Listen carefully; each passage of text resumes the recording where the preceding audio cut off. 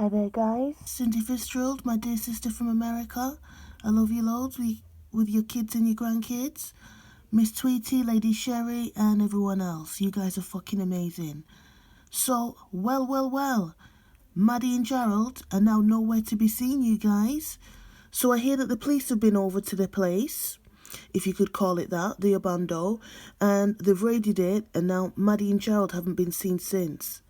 Now, I'm hoping that they're both in jail, to be honest with you, because at least if they're both in jail, they'll have an opportunity to become clean. Again, to the vendor of the property.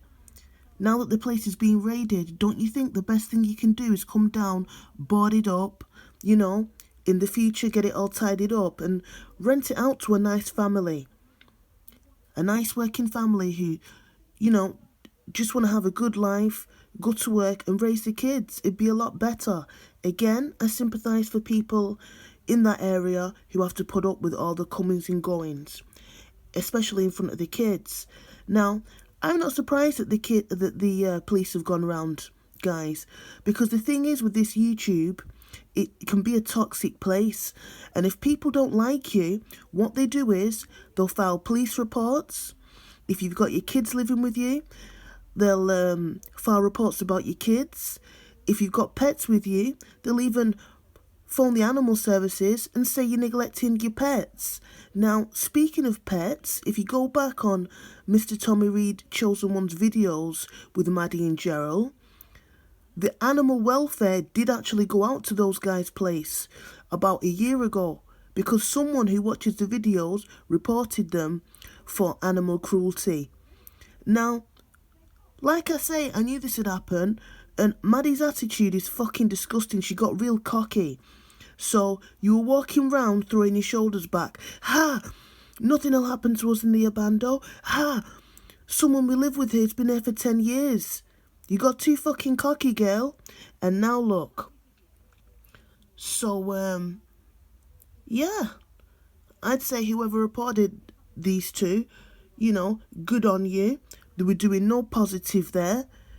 The place is just a place where they sit and take drugs. They're in and out buying drugs. Maddie's probably taking her tricks back there. So it's a brothel as well. So I think that's for the best.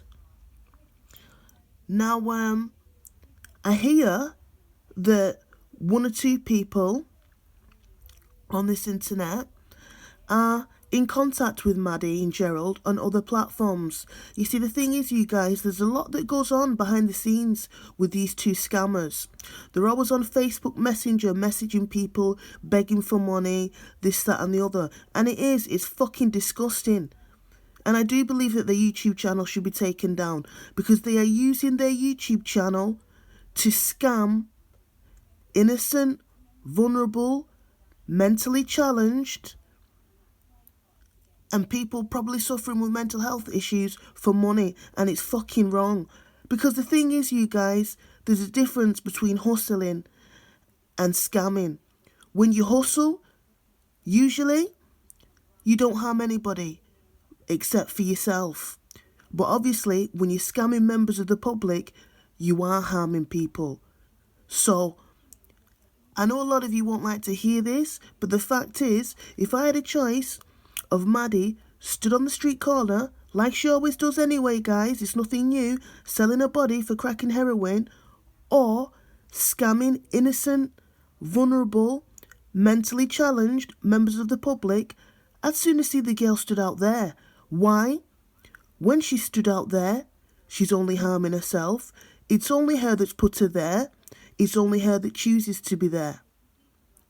These people on this YouTube, a lot of them, you guys, you've got to understand, they're very, very lonely. A lot of them live at home on their own. They've got no friends or family. So little things like going on their channel, let's just say, for example, Maddie and Jarrald likes their comment or responds, that makes their whole day. And they play on that. And Madeline, you're fucking manipulative as fuck. You don't give a fuck about your subscribers. And Jarrald, neither do you. And another thing I will say. In my days, out here in the UK, in the 1980s and the 1990s, a pimp was always a Jamaican man with a lot of expensive cars, a lot of designer clothing, and a lot of expensive jewelry. But what I'm seeing in today's day, 2021, is that a pimp is a drug addict who pretends to love their partner, but they're only there to profiteer off the girlfriend's prostitution business. Now, I'm not saying that Jarrald forces Maddie to do these things.